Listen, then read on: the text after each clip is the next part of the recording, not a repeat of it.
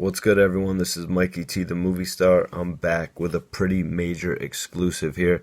I've actually got Arab speaking directly to Taz. This is an exclusive. Arab speaking on Taz, taking the stand against him.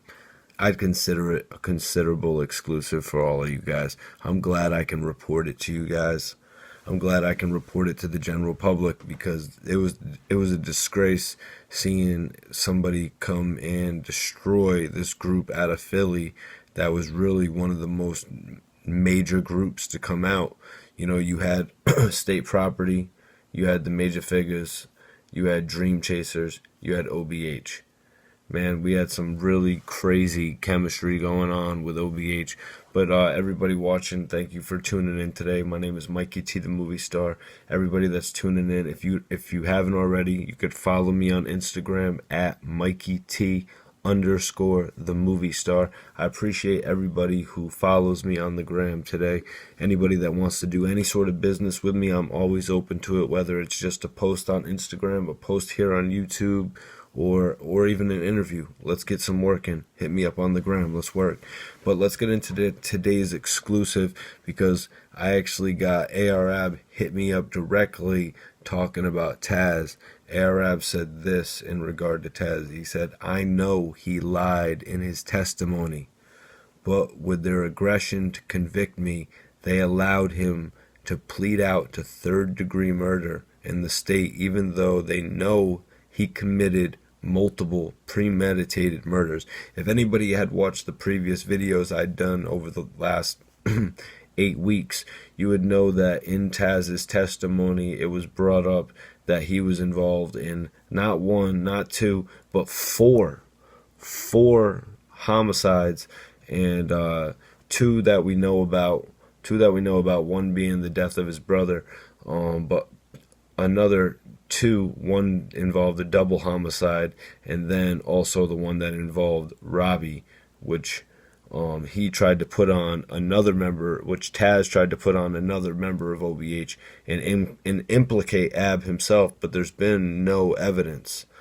Taz is just caught up in a whole bunch of crap, and I think it's ridiculous that he was able to get his sentence reduced to a third-degree murder, which, if we're all talking realistics, Derek Chauvin was charged with a third-degree murder for what he did. So that's what Taz is going to get.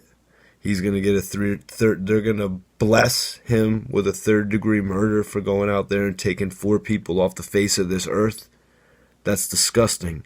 That man's testimony should not have been allowed in a courtroom. He shouldn't have been able to put his hand on a Bible. He shouldn't have been able to put his right hand on a Bible. He shouldn't have been able to testify in front of a judge. That is a disgrace to the judge, in my opinion. A judge who goes to school for 8 years, a judge who goes to school for...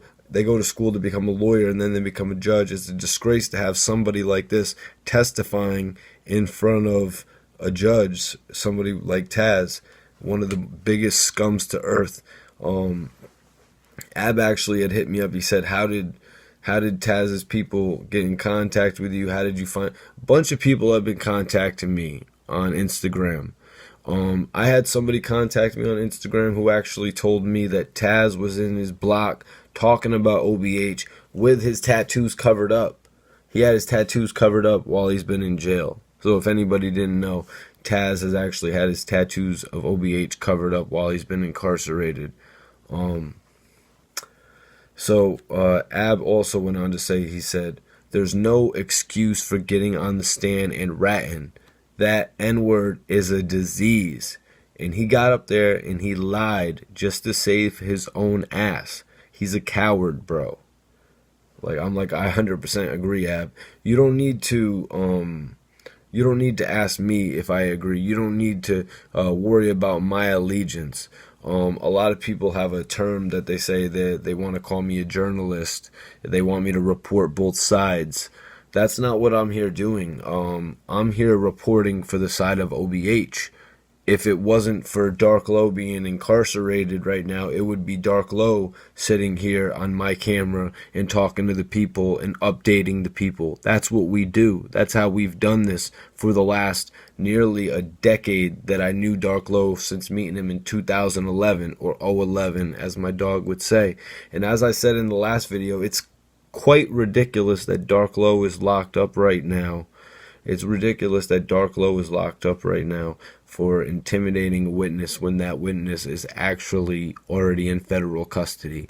I mean, I could understand if he was out there, if he caught a bond, and then Dark Low tried to intimidate a witness who was out on the street. But this guy is in federal custody, and this guy should never actually leave federal custody. This is a guy who should be locked up 23 hours a day. Somebody who could do such an atrocity to 4 human lives. And everybody out there who wants to say that ARAB was working with this dude, ARAB didn't have nothing to do with any of those things that Taz had done. Maybe I'm going a little far with this, but I mean, if we dig into it, Ab didn't have nothing to do with Taz doing something in a trap house where all of Taz's DNA evidence was found. ARAB didn't have nothing to do with Taz's brother who Taz he got vigilante justice for. That's what Taz did. He went and got vigilante justice. So that's three bodies down right there.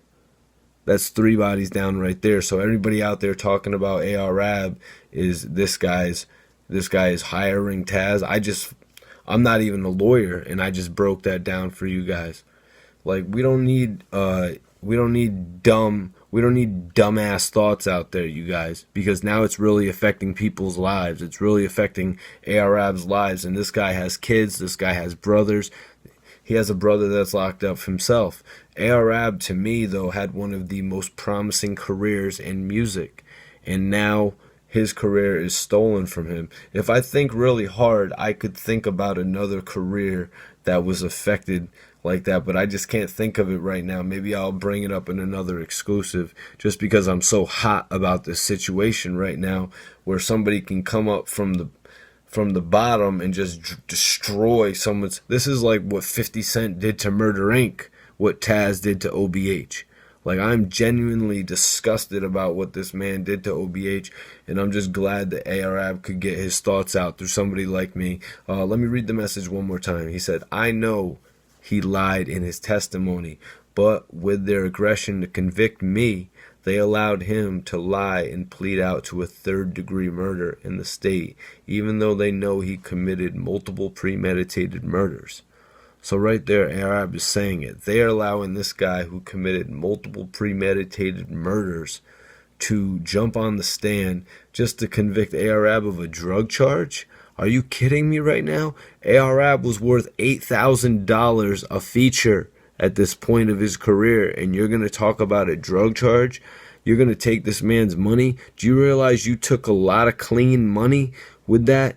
ARAB was doing features all the time. He was doing music video shoots for artists. He was doing compilation tapes with different artists, all types of stuff like that. And you just screwed all of that up because this one little peon who's not even really with the group.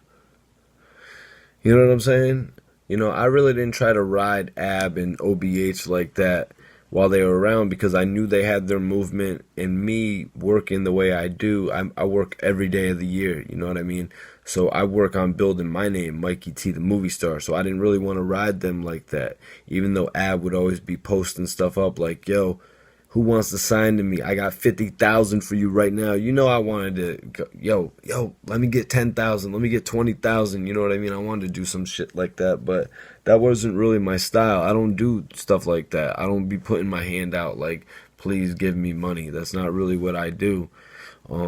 So I didn't really try to jump on the OBH wagon, if that's why everybody wants to talk about me not technically being signed with OBH. It was because I always looked at myself as my own entity, but I really enjoyed doing projects with all of them. Like when Dark Low, before Dark Low got locked up, we wrapped up a whole project in the studio, and we were about to get working on another project with my guy EC from out of, he's from the Bronx, but I had met him when I was working in Miami for like 5 years, so me and him are mad tight.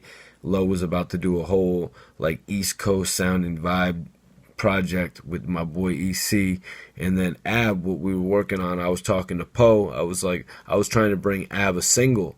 But I was also trying to help him work on the album that was going to come after Road to Glory. So that's what I was really doing with Ab. But meanwhile, I was always working on myself.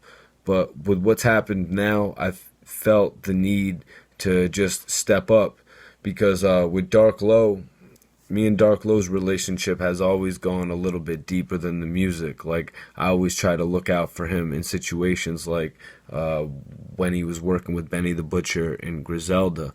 You know, I was trying to make sure, I was like talking to my boy Dirty. I was like, yo, Dirty, we need to make sure Dark Low is on every tour date with you guys so they can see Dark Low, you know, making an impression on them. Because Benny the Butcher and Westside Gunn really took a major liking to Dark Low. You know, Dark Low was really catching in the industry, and just because Ab went to jail, you know, Low never really stopped. He never lost momentum. If anything, with that, because of all the fans wanting Ab to be out of jail, he actually gained momentum. The man actually gained momentum and built on all the momentum that he created back in 2011. Man, you can just go look at it right now. Dark Low's Instagram's over 75,000 followers. That's on an independent basis. And these are people that actually, you know, are concerned about his career, people that are downloading his music. It's dope to see what Dark Low created. That's why I don't understand why he's locked up in there right now. But to finish out, Ab got back into talking about he said, there's no excuse for getting on the stand and ratting. That N-word is a disease. He got up there and lied just to save his own ass. He's a coward, bro. Again, that's something you don't need to explain to me, that he's a coward. Even though, you know, they say the people that use the gun like that, they are cowards. You know what I mean? Somebody that's always got to use a pistol, somebody that just can't man up and fight, they do say that they are cowards. But also just the way, like, that you carry yourself in life can make you a coward as well. And I don't respect what Taz did, because if you guys remember in my earlier readings, this guy Taz went and sold a 20 rock to an undercover detective. And then he had the audacity to invite them back to an OBH music headquarters. Like, wow, you really did that. Like, that's crazy. Like, shame on you. And shame on the undercover detective, too, that didn't just bust you after making 2 or 3 sales. Ridiculous to me. But, alright, guys, I appreciate y'all for tuning in. Arab, sentencing. Hopefully we can get an update on that for you guys soon, because you know we're all praying for the best.